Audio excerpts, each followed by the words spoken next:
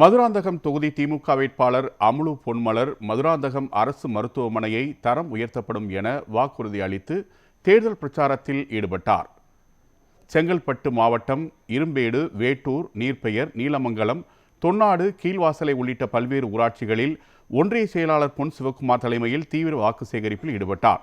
அப்போது பொதுமக்களிடம் பேசிய அவர், கிராமப்புறங்களில் மக்களுக்கு தேவையான அடிப்படை வசதிகள் உடனடியாக செய்து தரப்படும் எனவும், மதுராந்தகம் அரசு பொது மருத்துவமனை தரம் உயர்த்தி தரப்படும் எனவும் உறுதியளித்தார். மக்கள் எப்பொழுது வேண்டுமானாலும் தன்னை அழைக்கலாம் என்றும் அவர் தெரிவித்தார்.